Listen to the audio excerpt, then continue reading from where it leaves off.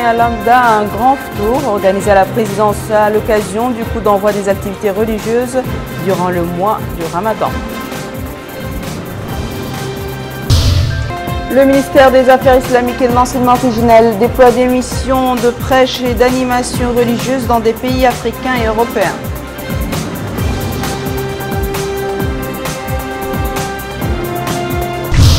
Nouvel attentat en Turquie, soldé par la mort de 11 personnes, dont 7 policiers et plus de 36 blessés.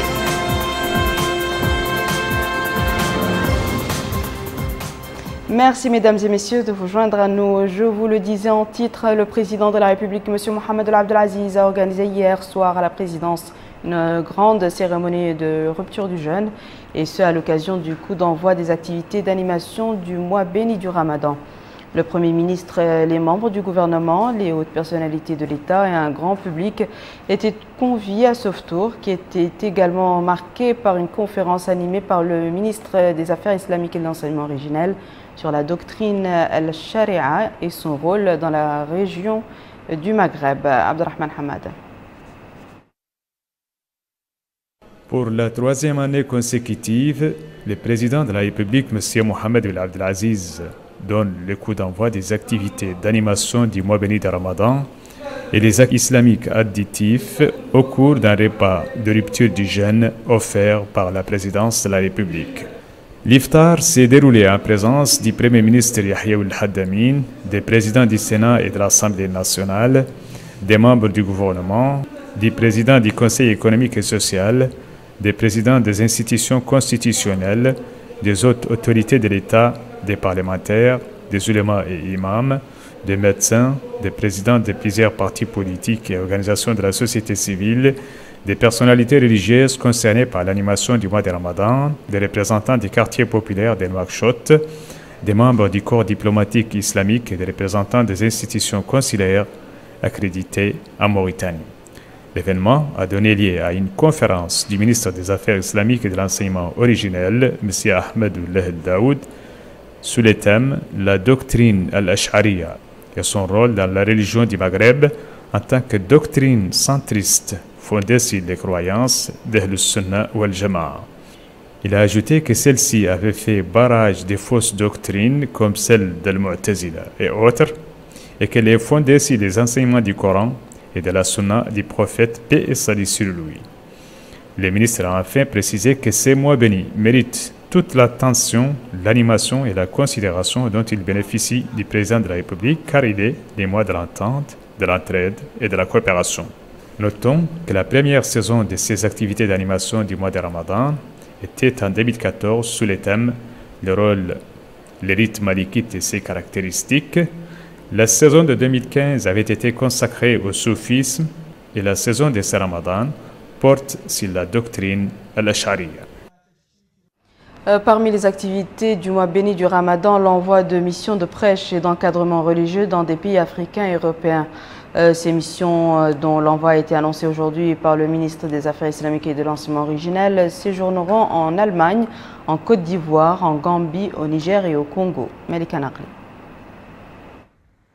C'est dans l'esprit de la propagation du savoir par nos érudits et maîtres en théologie de Chinguetti, dans des contrées lointaines dont témoignent les historiens, que s'inscrit cette initiative du ministère des Affaires islamiques et de l'enseignement originel, en ce mois béni du Ramadan. Le ministre des Affaires islamiques et de l'enseignement originel, M. Ahmed Ould Daoud, souligne que cette initiative s'inscrit dans le cadre de la perpétuation dans l'histoire de l'autorité morale et religieuse de nos érudits et maîtres en théologie dans les contrées lointaines. Nos érudits, ambassadeurs du savoir et de la paix, où qu'ils soient, ont laissé dans les mémoires et les cœurs une empreinte marquée de respect et d'amour à la mesure de leur savoir, de leur valeur morale et de leur propagation, d'un islam modéré, de fraternité et de pardon, loin de toute forme de violence et d'extrémisme. Notre pays, dit-il, tient à reprendre ce flambeau du savoir et à relier notre passé glorieux à un avenir prometteur marqué du sceau du savoir, de la production et de la sécurité, conformément à la vision clairvoyante du président de la République mise en œuvre par le programme du Premier ministre. Au cours de cette mission importante, dit-il, il vous est demandé d'être les dignes ambassadeurs du pays, connus dans l'histoire comme un phare dans le domaine du savoir, de l'hospitalité et de la paix. Auprès de nos communautés à l'étranger, vous devrez leur transmettre toutes nos valeurs et leur rappeler qu'ils sont individuellement ambassadeurs de la nation. 50 imams et maîtres en théologie iront en Europe, notamment en Espagne et en Allemagne, et essentiellement en Afrique, dans la Côte d'Ivoire et le Niger. Les différentes personnes participant à cette opération porteront haut l'érudition, le savoir, la grande connaissance en théologie et la culture de notre nation, qui ont été glorifiés à juste titre par de nombreux historiens et théologiens au travers du temps. Toujours au volet du Ramadan, l'opération du même nom se poursuit, ouvert 4 jours sur 7. Les points de vente en gros offrent aux consommateurs une gamme variée de produits de première nécessité à des prix subventionnés par l'État. Abdullah Damaba. Chaque année, à l'accoutumée, l'opération Ramadan débute avec le début du jeûne. Ainsi, à Nouakchott, 12 points de vente ont été ouverts dans les 9 Moukata de la capitale. Cette opération Ramadan œuvre afin d'aider les couches vulnérables à pratiquer le jeûne dans de meilleures conditions. Les points de vente de la Société nationale d'importation et d'exportation Sonimex sont opérationnels les lundis, mercredis, jeudis et dimanches de 9h à 16h. Cependant, certains citoyens ne sont pas informés des horaires d'ouverture de ces boutiques. Les propos de cette dame nous le confirment. Elle indique qu'elle s'est présentée devant cette boutique à Elmina à partir de 8h30, mais jusque-là, dit-elle, aucun responsable ne s'est présenté. Un peu plus loin, dans une autre Moukata, les habitants se sont massés devant l'un de ces points de vente. Ces habitants sont informés par rapport aux horaires et journées d'ouverture de ces boutiques. Cet homme remercie les pouvoirs publics pour cette initiative qu'il considère louable. Il termine en affirmant que ces boutiques vont lui permettre de se munir des denrées alimentaires essentielles. Les autorités mauritaniennes ont ouvert sur toute l'étendue du territoire national des points de vente pour venir en aide aux couches vulnérables. Le mois du Ramadan a aussi son influence sur le quotidien des jeûneurs. Par exemple, les nuits sont caractérisées par d'intenses activités religieuses, notamment la prière du Tarawih, mais aussi le sport, qui est pratiqué à grande échelle durant ce mois béni. Bakar Baylaba. À Nouakchott, l'ambiance reprend effectivement après la rupture du jeûne. Un jeûne que des citoyens sortent pour découvrir tout ce qui peut meubler leur longue soirée. Des soirées que chacun célèbre à sa manière. D'abord, il y a la fameuse prière de Tarawih. Le mois de Ramadan est un mois de prière, d'ascèse et de recueillement. Un mois empreint d'images et de symboles célébrant la piété. Ensuite, il y a les amateurs de la marche et du semi-jogging. Ici, on marche à la longueur de la soirée pour brûler les calories. Autrement dit, pour reprendre de la vigueur après un copieux repas d'iftar. Tous s'accordent à dire que le moment est propice pour prendre un bol d'air et de la consistance. Et puis, il y a les adeptes de la course. Pour eux, le Ramadan est un moment propice pour retrouver le tonus, donc pour digérer facilement. Confirmation avec ce jeune homme qui estime qu'il n'y a pas mieux que de courir après un bon repas d'iftar. Sur d'autres espaces, les jeunes ne boudent pas leur plaisir pour faire parler tout leur talent en cascade, en vélo bien sûr, histoire de se faire monter de l'adrénaline. Enfin, il y a les autres, des gens qui, après une journée de jeûne, aiment aller se régaler dans des restaurants qui transforment leur terrasse en lieu pour siroter le thé ou le café. D'autres sont là pour palabrer avec leurs amis. En définitive, les uns et les autres embrassent les délices des nuits ramadanesques jusqu'au premier brin des lieux présents l'aube. Au chapitre des activités des partis politiques sur le plan social, la rupture du jeûne organisée par l'UPR dans la Moukata d'Arafat, à laquelle ont assisté un grand nombre de citoyens de cette Moukata. Certains intervenants ont loué l'organisation de ce tour qui crée un climat de fraternité et de solidarité avec les franges les plus vulnérables. Le vice-président de l'UPR, M. Mohamed Diehoul Sidati, a expliqué la signification religieuse et sociale de cette initiative que le parti a pris l'habitude d'organiser à l'occasion du mois béni du Ramadan.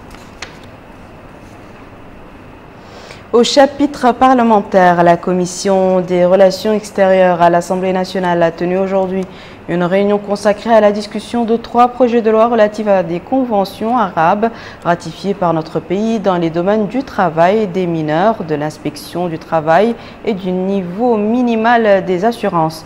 Au cours de ces discussions, la Commission a suivi un exposé détaillé présenté par le ministre de la Fonction publique, du Travail et de la Modernisation de l'administration, M. Seydna Ali Mohamed Khouna, sur les grandes lignes de ces projets de loi et des avantages qu'ils ont sur les domaines concernés.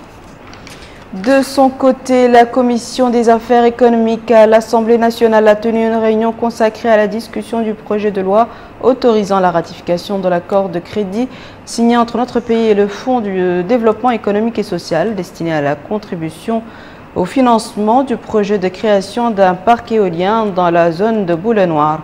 La Commission a suivi à cette occasion un exposé détaillé présenté par le ministre du Pétrole, de l'Énergie et des Mines, M. Ahmed Salem El-Bachir, qui a passé en revue les grandes lignes de cet accord. Suite et fin de la visite d'information de la ministre de l'Agriculture dans la wilaya du Trarza, 3 jours durant lesquels Mme Lemina Mtelkhatoboul-Mama a pu s'informer sur la nature des obstacles qui se posent à la bonne marche de la campagne agricole 2016-2017 et de s'enquérir par ailleurs sur le fonctionnement de certains ouvrages agricoles. Retour à Minata Khan. Lemina Mtelkhatoboul-Mama, ministre de l'Agriculture, a achevé une visite d'information et de prise de contact de 3 jours dans la wilaya du Trarza. La visite qui avait pour objectif l'identification des problèmes des agriculteurs afin de surmonter les obstacles posés qui entravent la bonne marche de la campagne agricole 2016-2017, notamment au niveau des espaces aménagés à cet effet.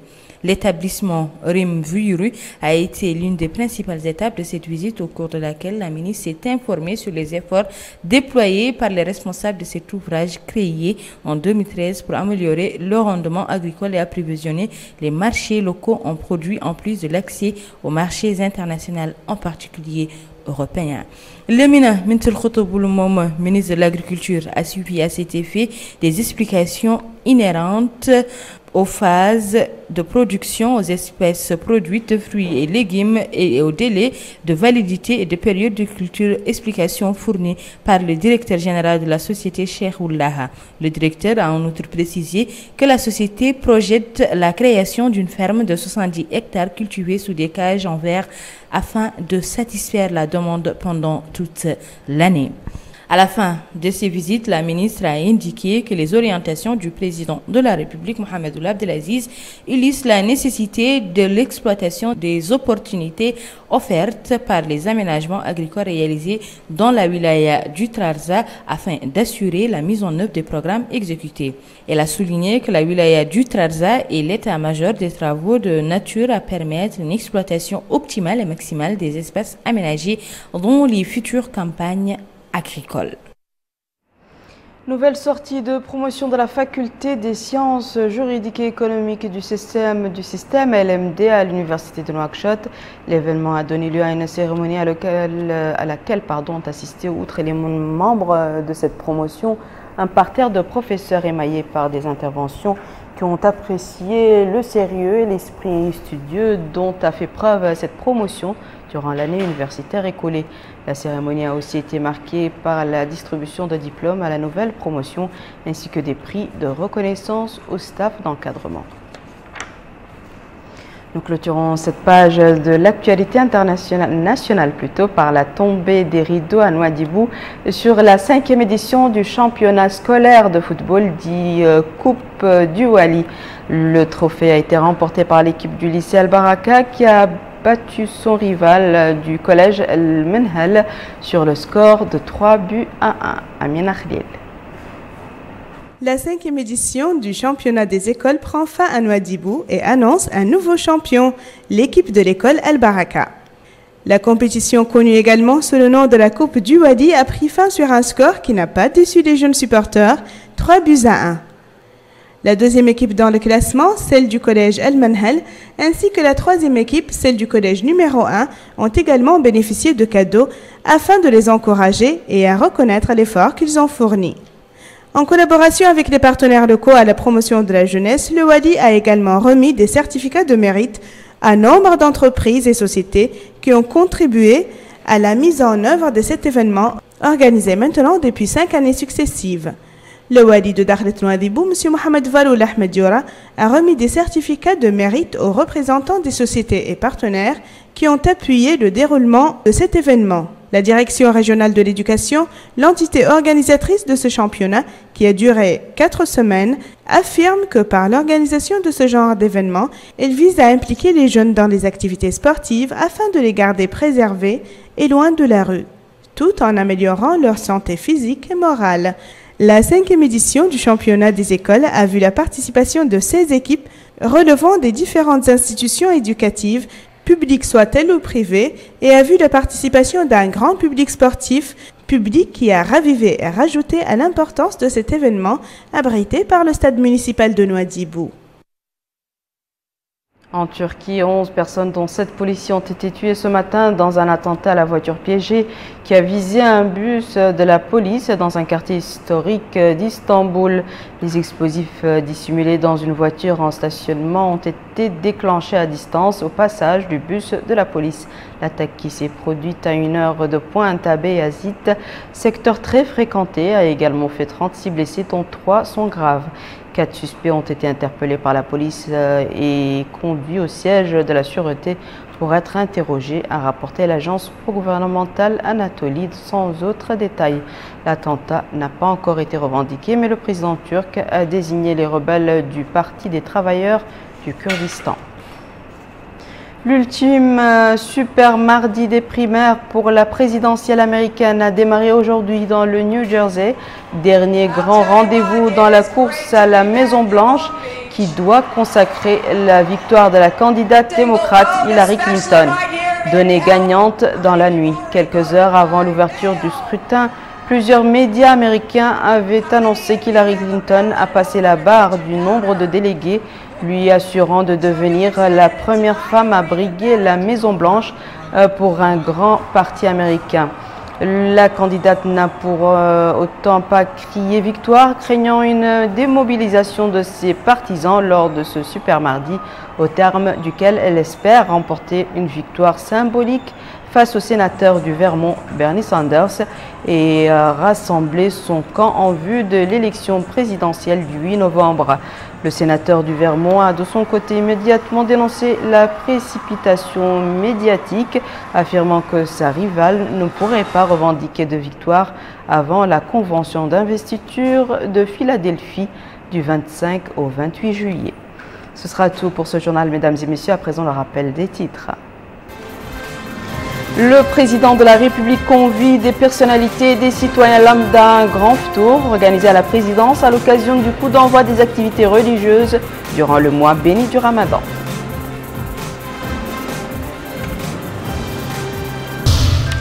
Le ministère des Affaires islamiques et de l'enseignement original déploie des missions de prêche et d'animation religieuse dans des pays africains et européens.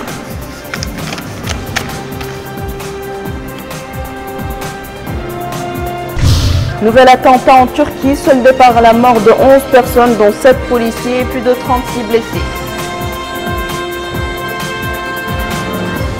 C'est la fin de ce journal, mesdames et messieurs. Merci à vous de nous avoir suivis. Merci de votre fidélité et excellente suite de programmes sur Al Mauritania.